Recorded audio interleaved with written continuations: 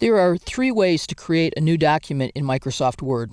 You can start with a blank document, you can create a new document based on an existing document, or you can create a document using a template from your computer or Microsoft Office Online or any one of a number of different template locations. When we launch Microsoft Word, we start with a new blank document. And we would create our new document by simply entering some text here in the document workspace. But you don't have to start from scratch. And if you already know what you're going to create, there isn't a reason to start from scratch. So let's take a look at some other ways that we could create new documents. First, let's go backstage, click File, and choose New.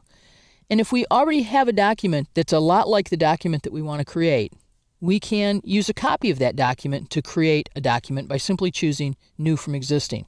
If you have some templates that have been stored on your computer, for example, your employer may have a template for letterhead or a template for memos, a template for fax transmittals, different templates that are customized or branded to reflect your company and your company's image in the world. So you would find those under My Templates. As you'll find later in this course, you can always create templates yourself for your frequently used documents. And then there are some sample documents that are included with Microsoft Word 2010. You can also create a blog post, and if you've used some templates recently, clicking Recent Templates will return that list to you so you can choose from that list.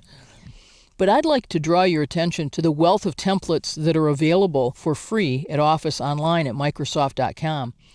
Templates that Microsoft and Microsoft vendors have created, but also templates created by users like you and me who have saved some of their best work, believing that other folks may also want to create similar documents. So we have people who've created specific calendars who think, wow, this was really hard.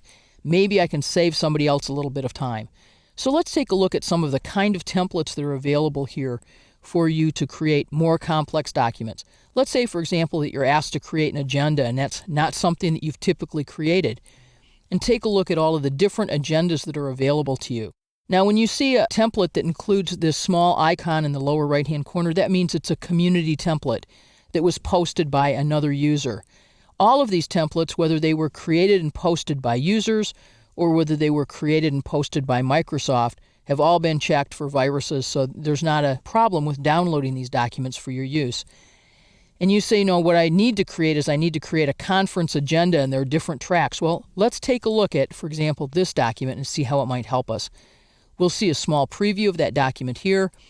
It's got 4 out of 5 stars, only 2 votes, it's relatively new. Let's download this document and open it, and you'll notice we have a really nice looking conference agenda that's full colored, that shows 4 different tracks happening at the same time in different halls, has dates on it, and then it's all color coded, and you think, I might like this. So you can get a head start. It would probably take you an hour, maybe even a couple hours to do all of the work that's already been done on this particular template. Let's take a look at some other templates as well. Some of my favorite templates are in the calendars. You might think, well, I use Outlook for my calendar, but what about printed calendars that you might create? Let's take a look, for example, at a 2011 lunar calendar that we could create and add our own dates to. This is a fairly large template, so we'll wait for it to download. And you'll find in here 12 pages, fairly predictable, January, February, March, and so on, that you could add company dates to and then print. So again, not the kind of document that we typically think about turning to Microsoft Word to create. But as you consider what's available to you in Word, increasingly you'll find a use for all of these different kinds of templates that you and other users have created. One last category before we leave.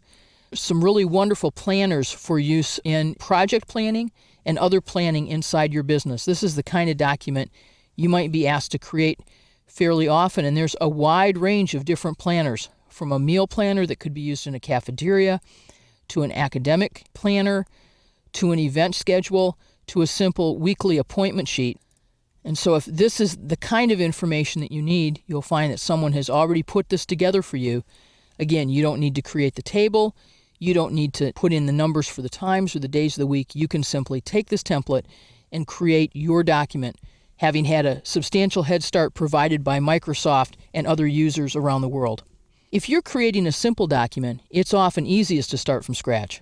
But if you're creating a more specialized document, you may be able to save minutes or even hours of effort by simply stepping backstage and starting with a template from your computer or from the Microsoft Office site.